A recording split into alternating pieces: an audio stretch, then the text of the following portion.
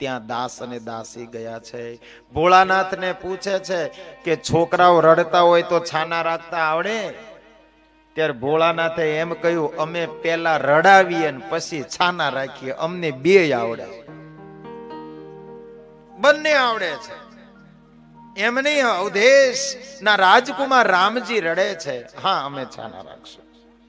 માન અને સન્માન સાથે શિવજીને અને કાગભૂષણજી મહારાજને રાજભવનમાં લાવે છે. પણ ઇન્દ્ર મહારાજનું ઐશ્વર્ય ઝાંખું પડે એવું પરમાત્મા પધાર્યા ત્યારથી રાજભવનની અંદર તેજ છે વાલા. જ્યાં ખુદ પરમાત્મા બિરાજતા હોય, શું વાત કરવી. શિવજી પરમાત્માનું ઐશ્વર્ય જોઈને ઘડીભર તો ચકિત થઈ ગયા. કાગભૂષણજી મહારાજે શિવજીને કહ્યું, ધ્યાનમાં રહેજો, બરોબર શુદ્ધિમાં રહેજો. ક્યાંક રામજીને જોઈને ધ્યાનસ્થ નહીં થઈ જતા, નકર આપણી પોલ ખુલી થઈ જશે બધી. માનવ રૂપે આવ્યા છે. શિવજીએ ધ્યાન રાખ્યું છે. અવધેશે સરસ મજાના આસનો આપ્યા છે. એક સાધુનું સ્વાગત જે રીતે થતું હોય એ રીતે સ્વાગત થયું છે. ચરણ પખાડ્યા છે, ચરણામૃત લેવાના છે. શિવજી કહેવા લાગ્યા, બોલો. અવધેશ કહેવા લાગ્યા, અમારા બાળક રડે છે, અમારા રાજકુમાર રડે છે. શિવજી કહેવા લાગ્યા, લાવો એકવાર મારી પાસે, જીવનમાં ક્યારેય ન રડે એવો બનાવી દો. રડે છે ને, ક્યારેય જીવનમાં આંખમાંથી આંસુ ન પડે એવો પરિપક્વ બનાવી દો. માં કૌશલ્યા લઈને આવે છે. માં કૌશલ્યા લઈને આવે, સામે દેવના મહાદેવજી બેઠા છે.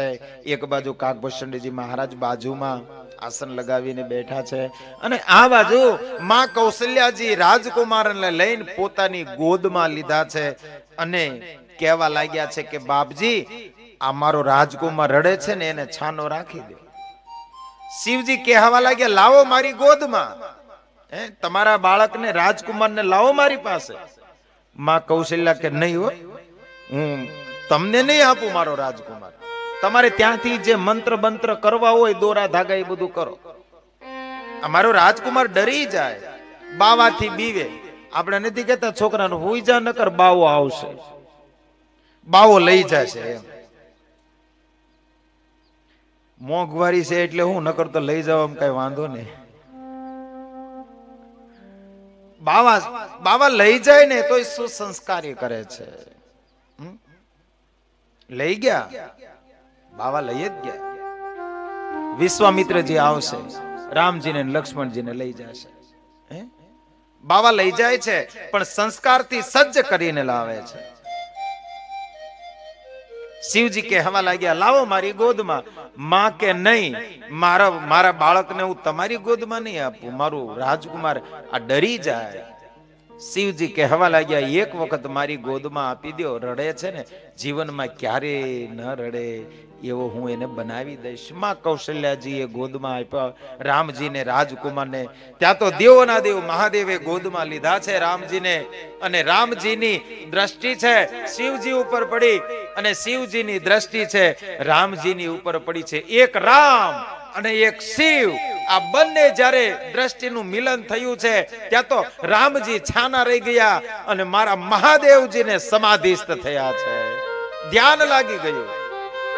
જે ધ્યાન લાગ્યું તો કાગભૂષણજી મહારાજે ઈશારો કર્યો કે મહાદેવજી, ધ્યાનમાંથી જાગૃત થાવ, આ હમણાં આપણી બધી પોલમ પોલ ખુલ્લી થઈ જશે.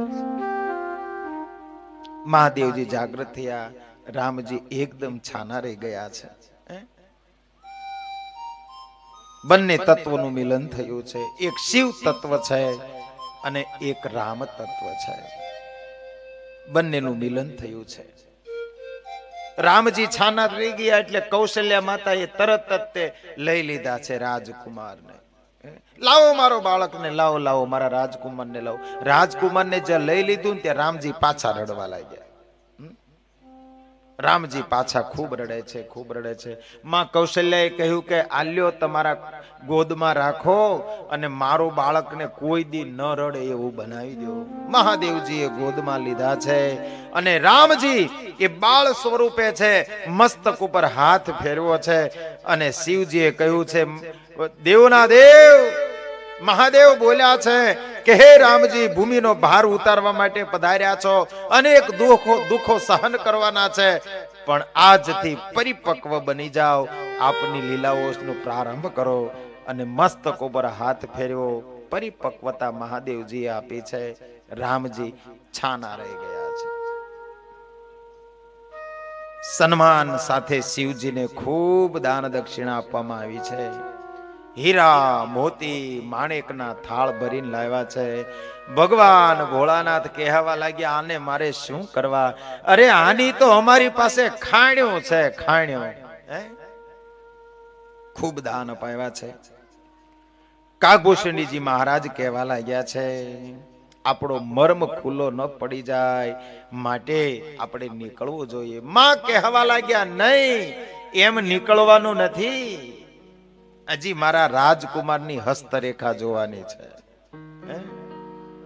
અમારા રાજકુમારની હસ્તરેખા જરાક જોઈ દો.